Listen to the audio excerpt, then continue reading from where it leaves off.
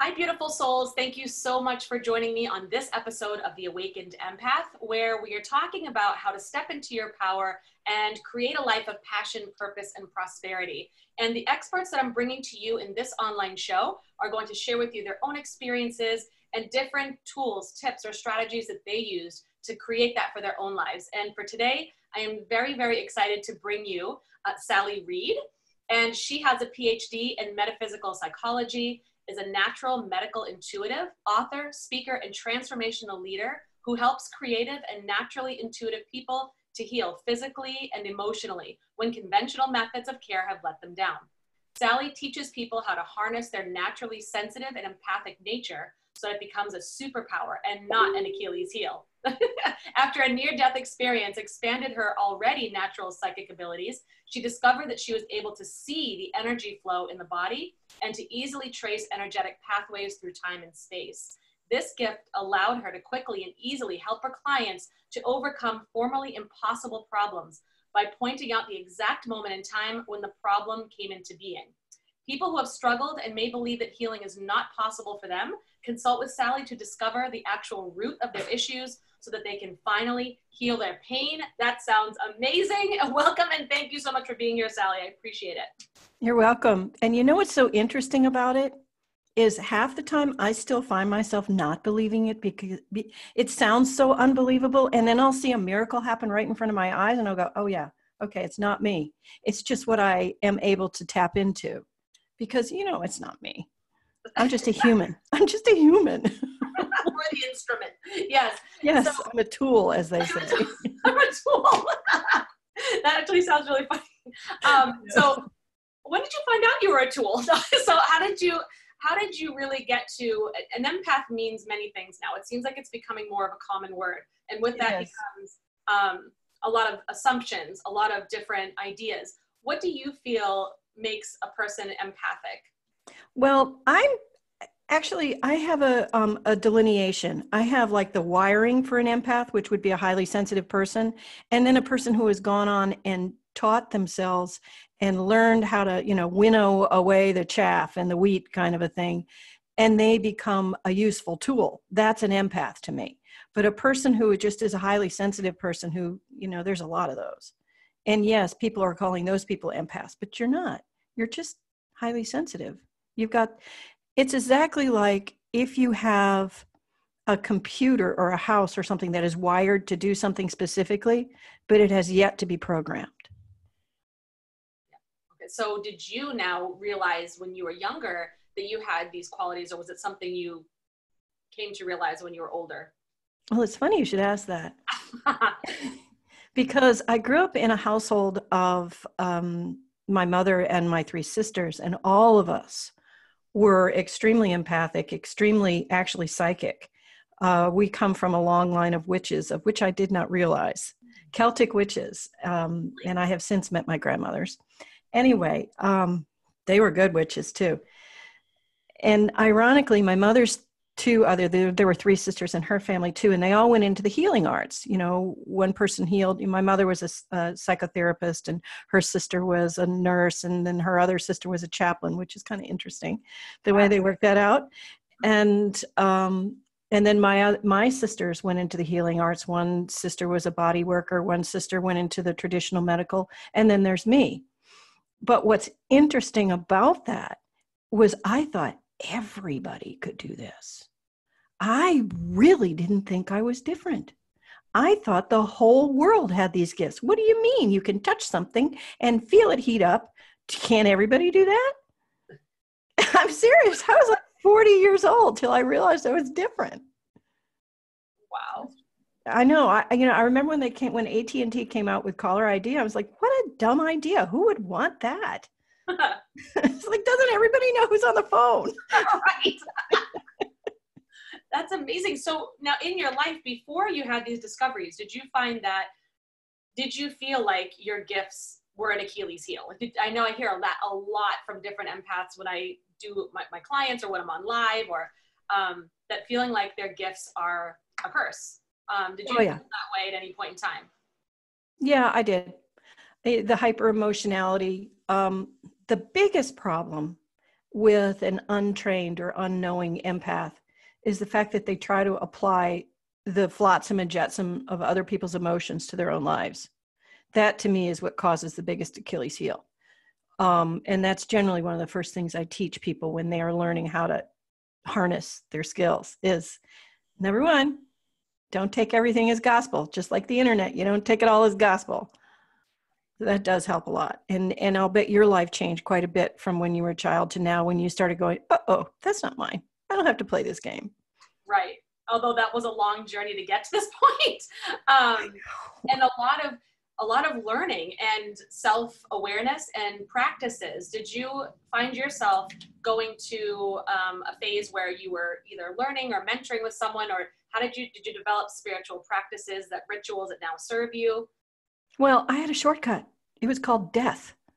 It was like this amazing shortcut. You go there and like the cool thing about death, which is hilarious about death, is The cool thing about that. Well, the cool thing about it is that, and everybody's talking about enlightenment. Everybody's talking about being one with all. Everybody's talking about finding a place of unity and a place of, well, that happens, 1001, 1002. That's how long it takes after you're dead for all of that to happen. All of it happens. It's like, I mean, literally when I died, I got up and I went, looked down and went, oh, she looks familiar. So almost like that experience of looking down on yourself, like that. Oh yeah, it happened both times. You look down on yourself. That's the first thing that happens. So can I ask, what was the wisdom that you discovered from that? Like how did you then? It's distance. Okay. The biggest thing that I learned from death is that everything is energy, and energy doesn't have any emotions. It either is or is not. And that's what makes death so joyous. All the turmoil and all the tensions and all the needs and the wants and the desires and all that stuff, it just falls away into nothingness. And that's what everybody's talking about, becoming enlightened.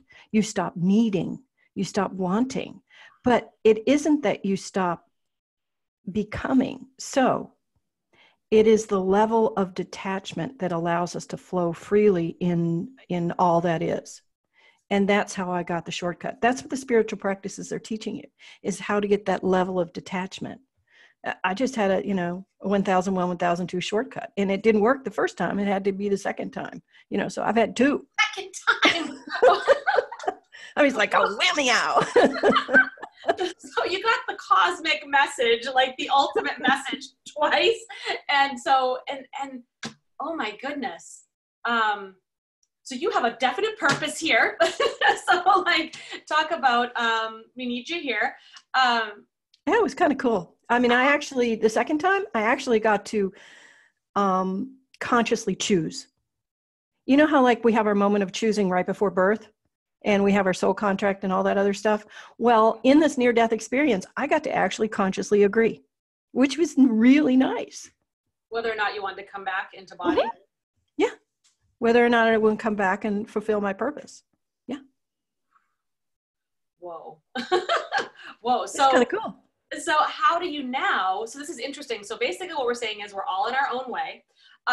So there it is. It's that simple. And when empaths are feeling like they are very drained or they're attracting all of these toxic things over and over again, look at our own energy then. Like that's here. Nailed it. Yep. That's it. So, okay. I want you to think of in fact, Esther Hicks talks about it a lot. I do channel the same people that Esther channels. We won't do any copyright infringement, but this is the deal. Everybody is in their own little vortex. And what makes the vortex really good is if you get above the vortex and become in the all that is, become transparent and float in the whole vortex. Now, I don't want to get too deep here, but the quickest and easiest way to understand that, to turn off the I, me, mine and turn on the us, we, now, is to fully, what I call turn on the gyroscope, fully balance ourselves energetically. And then you're not constantly defending your castle from all that's coming along, because you turned on your gyroscope and have sort of set your little rules. I have figured out some amazingly quick shortcuts to do that. Like pull down your control panel and set the things. It's kind of cool. It does sound cool. I think we're people out there saying, yes, please share. Because it'd be interesting to know how, now that you've experienced that, you saw firsthand what it means to be back in the spiritual world, and that level of existence. How do you maintain it now that you're back in the human form? Like that. It's hard. Because there's times when, well, here's the thing. There's times when I'm a human, and then there's times when I'm a channel of spirit. And I stop being human, and I have learned how to sort of step aside and become a ridiculously clear channel because of my experiences, flipping back and forth in the all that is and the nothingness. So that thing that they were saying, the biggest thing to maintain it is to remember it's us, we now, not I, me, mine. I love that. That's all of it. Down, actually, us, we now. I love that. And now, the first thing they said when I woke up to agreeing to it, because after I first came to, I didn't realize it had happened.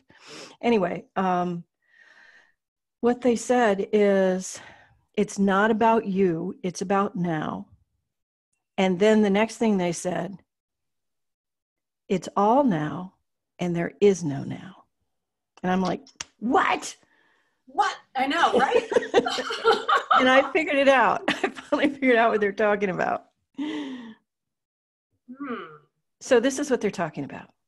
Okay, it's not about you, it's about now, which means when you start thinking, how is this going to affect me?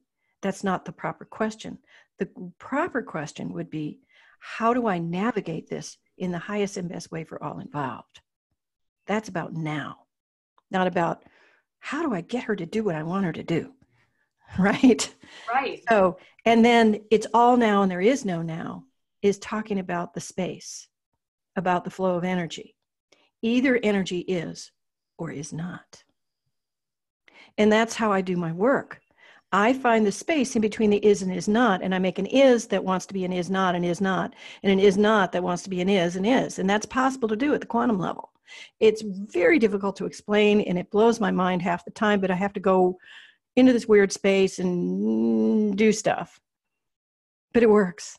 I mean, bizarre things happen, like breast cancer resolves, or people who have been to doctor after doctor who haven't been able to find any healing. They just whoop, poof, taken care of, thank you. Because if you go, it's like going to the control panel. You just, okay, we're just going to tinker here. It's amazing. That is amazing. So how do you know then what action, like if everything is the now and we're in this moment, and that's all that there really is, but there really isn't. How do we stay in the space of knowing what actions to take in our lives? By not knowing the most. That's what's so bizarre. Like another thing they say is a mind is a terrible thing to use, meaning the brain. Yes. They say that all the time. A mind is a terrible thing to use. And so basically, humans make most of their decisions based on their mind or their emotions, right? Or actually, literally, it's a combination of the two. It's how, in fact, if you had no emotions, you would not be able to make decisions in the human physical plane. That's just an aside. So when you are trying to navigate the best thing, it's all about the questions you ask. It's not really about how do I know? It's more of, and if you are empathic, you can usually project a bit in the future. And sometimes I jump way high and look out and say, if I make this decision, what does my path look like? And if I make that decision, what does my path look like? And that's what helps, because it's the detachment to the outcome that helps you navigate the best.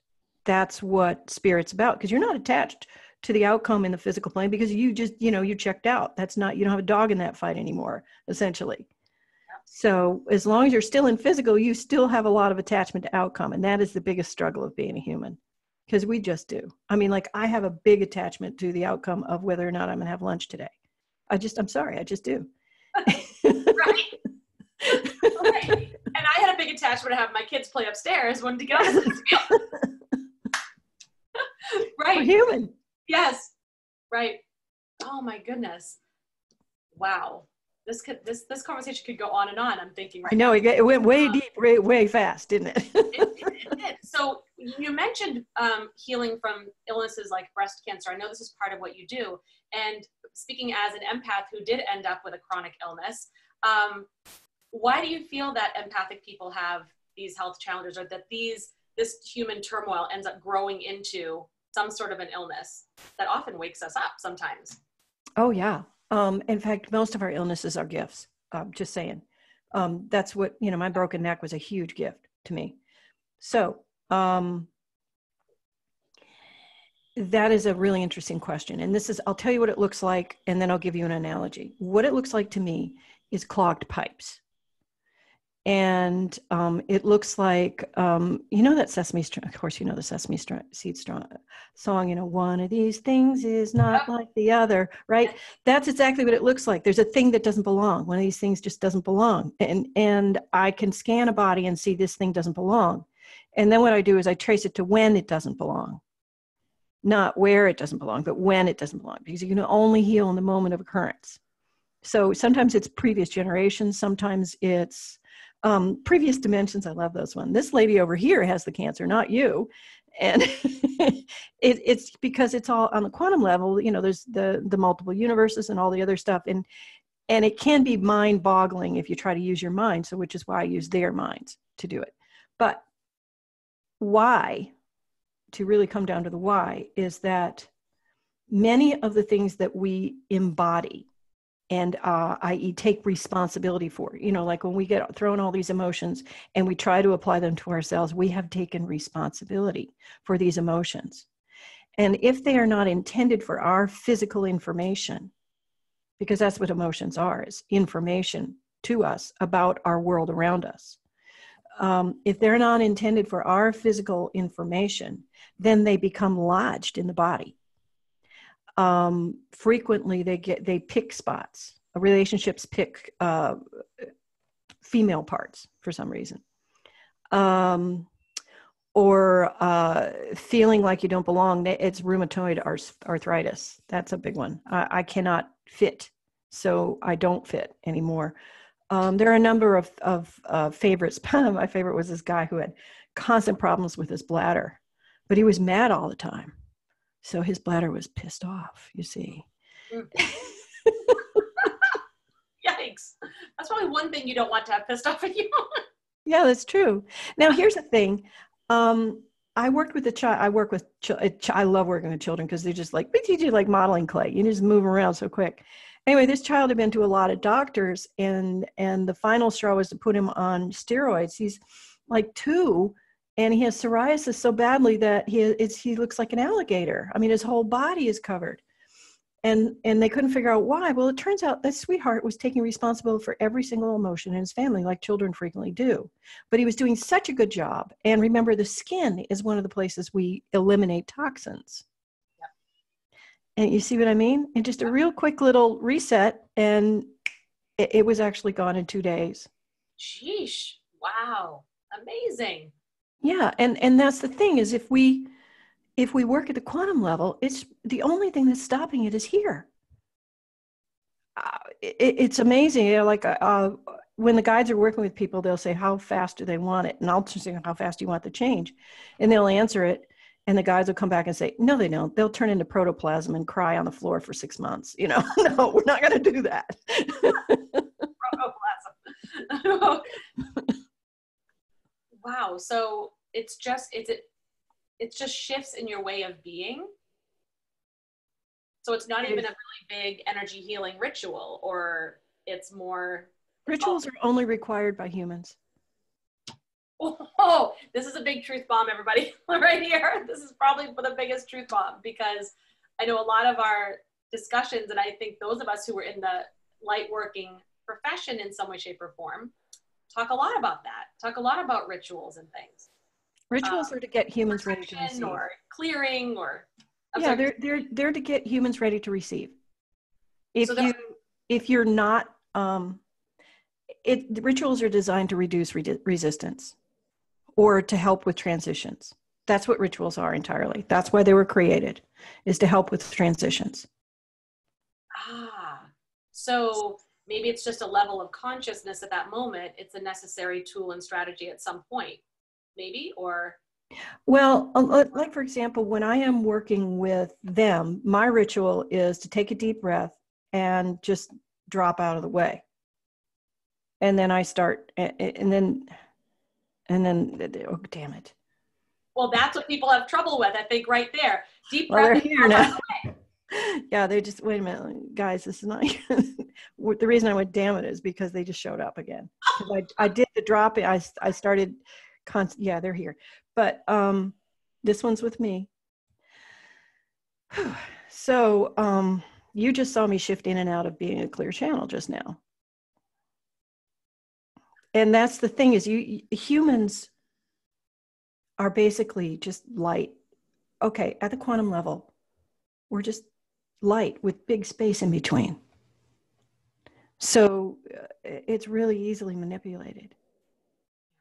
And if I try to think and ascertain, my brain hurts.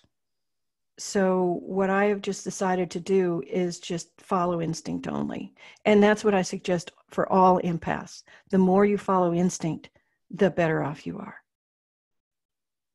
Yes. So how do people then discern instinct from ego mind or emotionally charged decision making? Where the information comes from in the body. Ooh. Ego mind. Okay, emotion stems from generally the guts. They keep trying to sneak in. Information comes from guts. And guts, because there are nerve cells in the gut, in the gut. There's actual brain cells in the gut. That's why maybe. I'm gonna ask them real quick. Is part of the highly sensitive wiring? Does that mean you have more brain cells in your guts than other people? Yes, you do. That's part of it. You're genetically gifted with extra brain cells in your guts. Ooh. I never knew that till just now. I think this is huge. Huge. Extra brain cells in the gut. Whoa. Yeah. Okay. Well, we all have brain cells in the gut. It's just a primate thing. Then, where does it come from when it's information from above? It generally comes from this part of the body, from the heart throat chakra. Yeah. Because we speak our truth and we feel our truth from our heart and our throat. Okay, I'm going to help you. Just 1, 2, 3, drop into heart and throat. And for some reason, it's a little quieter in there than it is in the guts, right? Now I'm going to help you drop down all the way down into guts. Freaking noisy as crap down there, ain't it? Now come back up to heart and throat. Because that's where we find our own personal truth. It's not here in the third eye. That's where all that is lives. All that is lives here, or other people's truth lives here. But our personal truth comes in through heart and throat, which is why so many empathic people have neck problems. And I wonder too, maybe even thyroid problems as well. And thyroid, yes. And this is something, just an aside, just something I've noticed. I'm not correlating in it. It's just something I've noticed that people who tend to have thyroid issues tend to deny their truth a great deal, their personal truth, in favor of other people's truth, because they're sensitive and they know that other people are hurting. So they push their own needs aside for the other human. And that's just something I've noticed. I'm not saying that it's actually a fact, but I've seen it frequently. And it happened to you. I'm an autoimmune thyroid, yes. So yes. Yeah. And I'm sure many of you out there are also nodding, and that's so true. I used to be, but I'm not anymore. You're not? Wait, we must talk about this. No, I specialize in taking, the thing is that's what I specialize in, autoimmune issues of highly sensitive people. That's my specialty. Getting rid of them. Which is, so I feel like this is on the rise, like dramatic rise, especially in the country here in America. And it's not often talked about publicly because the doctors don't get it, or they'll direct you in a different direction. But that is, I think, just such a huge, huge service that you're doing. So thank you, because it plagues so many, and even children now, I feel like, which is just devastating. Well, that's what the issue with the skin issue, that was psoriasis is an autoimmune disorder. It just is. The information I'm getting is that it's not necessarily on the rise. It's not like there are more sensitive people on the planet than there used to be, because all they're doing is focusing on the autoimmune issues in sensitive people. Some autoimmune issues are caused by chemical reactions of poison in the body, but that's not what we're talking about. We're talking about the issues of energetic stagnation. And they were just called something else. That's all. It's just like, shell shock is PTSD. It doesn't mean that there was actually more shell shock than there is PTSD because nobody got treated for it. It was called alcoholism. It was called a weak nature. It was called whatever, shell shock, the most extreme. But there was actually more PTSD back in World War I and II than there is now. Wow. Yeah, we just know what it is. If you don't name a problem, it isn't a problem. Oh my goodness. Yeah, that one's big. Me too.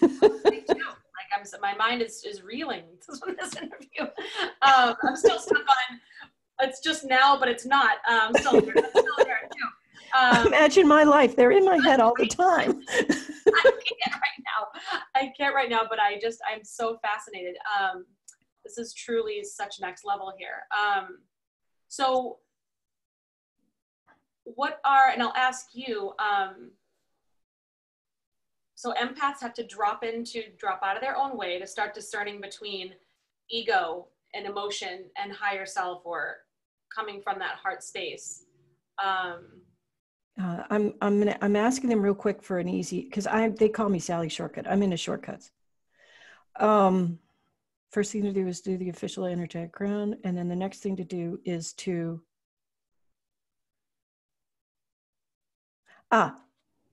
figure out where it hurts and look somewhere else.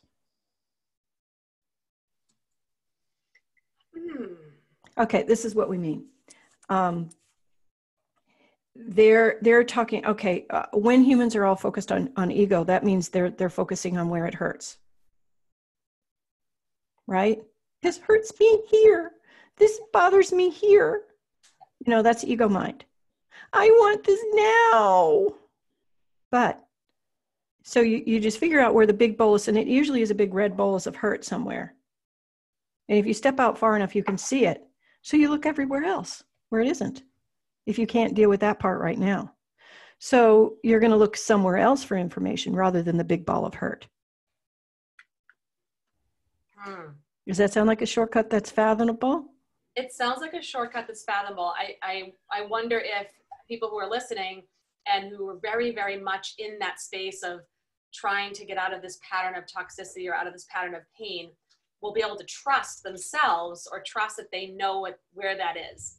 Well, that is a problem. And here's how you learn to do that. Try little stuff first. Don't trust yourself on the big stuff first. It's like asking yourself to make your first step a 10-foot leap. Come on, guys. Make it little. Give yourself little tiny trust games. In fact, I started testing my psychic skills by watching reality TV. Like, I believe the name of the show was Survivor. And I believe the year was 1990. Okay. When Survivor first. Yesterday. Right. Right. And so I started testing myself, like they'd show the whole thing and I'd read all the faces and say, who's going to be the winner? And this would be like in the first or second episode, who's going to win? That would be my questions. Who's going to win? And I would just read each person and feel their energy and go, that one's going to win. Because they used to do it live where it wasn't taped, it was live. And I just wanted to be able to psychically read the energy of each person to see who would win. And 9 times out of 10, I would find either the second place or the first place, because I wouldn't realize that, how the betrayal thing happened. But I only lasted 2 seasons of that, and then I couldn't play that game anymore. So taking some baby steps, maybe just trusting yourself as to what you want to eat right now, or what restaurant you want to go to, or I feel like sometimes even the most basic decision-making can be troublesome. How about this one? Let your fingers do the asking. I learned in order to stop caring is I wouldn't look at the menu. I would just run my fingers down until my fingers stopped on something. Ooh, that's cool. I love that. And not, like it'd be like liver and onions. Oh, the rule was you had to get it. And 9 times out of 10, actually it was 10 times out of 10, it would be precisely, exactly what I wanted. I just didn't realize it. That is awesome. I love that idea. And yeah, I played that game a lot. I still play it. That is perfect. Well, I feel like I'm sad because I know we're like at the end of our time, and I feel like there needs to be a part 2. Like we just scratched the surface. So I'll have to figure out something with you after this because it was so wonderful. And there's so much more. But how do people then find you now after our chat? Because I'm sure other people are wanting to know more too. They can connect with me on Facebook. Just go to my profile on Facebook. I also have a business, let me see, I've got a page. I got too many pages on Facebook. I have my personal profile, Sally Reid. And then I have, and I'm in Nashville, Tennessee, in case you guys, that's where I am. Yep. And then I have a Sally Reid Intuitive Counselor business page. They could reach out to me on either one of those pages. Follow, I have a website, sallyreid.com. You can follow there. I am going to be, by the way, people launching something called the Blissful Life Academy, where I'm going to be teaching this in a 14-week kind of come and go as, like it's not going to be just everybody is in the class together. It's going to be some people are going to be at the beginning. So as people join for 14 weeks, and there'll be a Facebook mentorship. So you'll be able to help other people along the way. I just want to build a community of intelligent, empathic people. Yes, that sounds amazing. Who are not out there being crazy and making other people miserable and themselves. Yeah, right, right. So that sounds incredible, Blissful Life. And also I know that you had something for those people who are listening today, a grounding meditation. Yeah. All right. This is how you use this thing. Step 1. No, seriously. This is the key to everything. That's what the dudes are saying. They don't want me to call them the dudes. Okay. So when you use this, it is designed to bring you back into center. And you may use it repeatedly in the day. It's like a 4-minute, 3-minute thing. It's just tiny, tiny. Put it on your phone. Play it to yourself. You can do it while you're driving. Just don't close your eyes. You can do it anytime. It's, click, click, click for me. 1, 2, 3, click, click, click. And that gets you centered. And then that from there is where you can get in touch with the non-ego information. But first, by getting yourself out of the emotional stuff, that helps a lot. Perfect. So this is an amazing, grab this, please, my friends, a great tool for those of you who either are afraid of meditation, saying I can't do it, or I don't have the time to do it. Yes, you do. You can grab this and then just really help to open your own channel. If you've been wondering or how you can do that or not trusting that you're able to do it, absolutely. I think Sally's confirming that you can, and her team as well. That's with her, confirming that you can. And here's a great place to start. So what a gift. Meditation, really, all meditation is.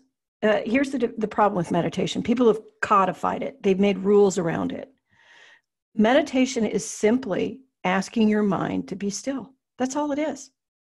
Think of it as you've got a herd of wild horses, or you have one that knows how to be ridden.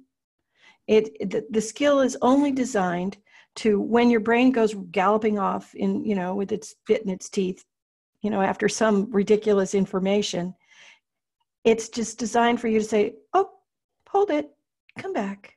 Whoa, that's all it's for.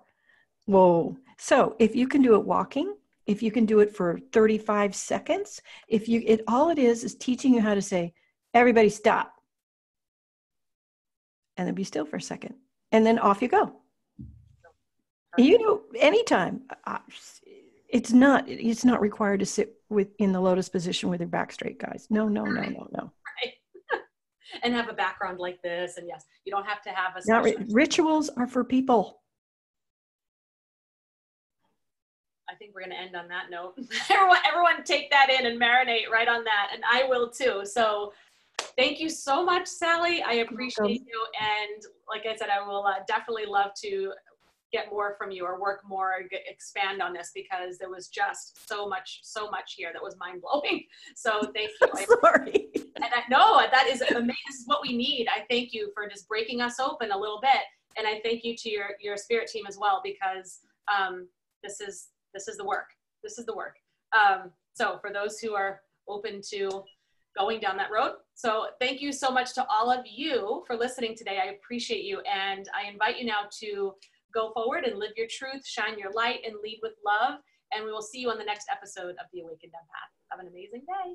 And thank you for sharing me with your friends. Thank you. Thank you.